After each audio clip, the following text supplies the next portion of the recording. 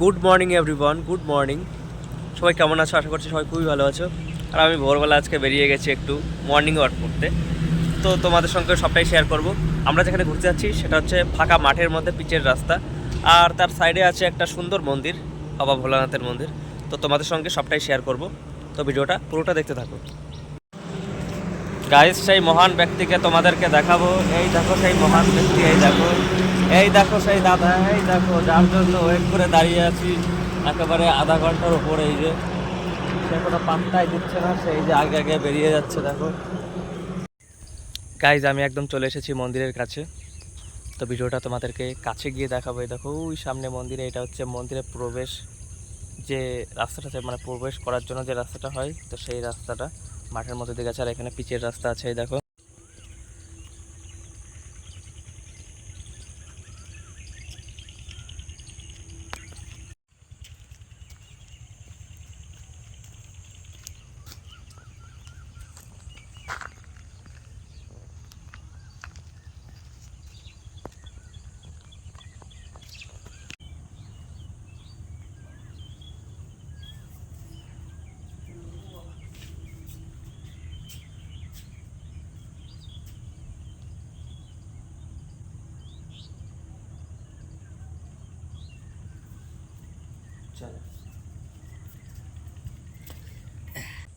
Guys, আমি এই যে চলে এসেছি মন্দিরে, তোমরা দেখো। কাছে গিয়ে তোমাদের দেখাচ্ছি, বাবার দর্শন করাচ্ছি।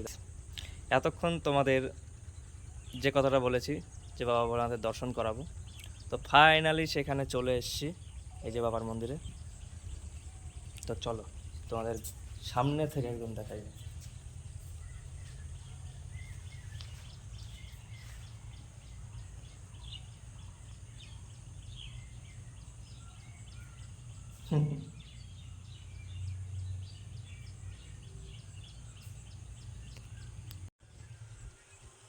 নমস্কার বন্ধুরা, এই দেখো বাবা ভোলানাথের মন্দির। আমরা সকালবেলা হাঁটতে বেরিয়েছিলাম, তো তখন এই যে বাবার মন্দিরের সামনে এসে তোমাদেরকেও বাবার দর্শন করাচ্ছি।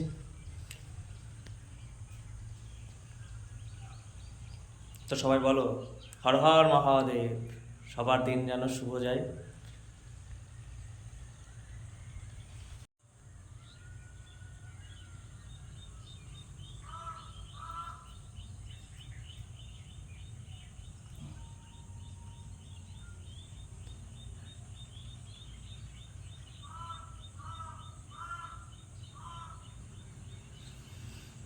সত্যম শিবম সুন্দরম, যার কৃপায় পুরো ব্রহ্মাণ্ড চলে। সবাই বলো হর হর মহাদেব।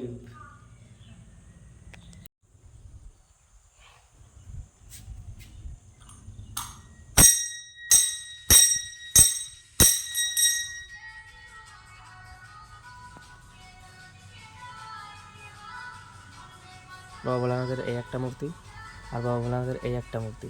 এই মূর্তিটা একদম, মূর্তিটার চোখ দুটো সোনা দিয়ে বাঁধানো। এই সোনার চোখ দিয়ে বাঁধানোর মূর্তিটার পেছনে একটা ইতিহাস আছে, সে পরে এক সময় তোমাদের সঙ্গে শেয়ার করব।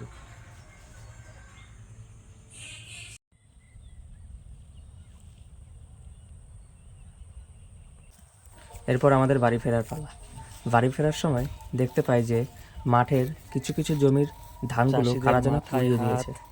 আর ওই লোকটা, আর উনি বলছে কারা যেন ওনার ধানগুলো সব পুড়িয়ে দিয়েছে।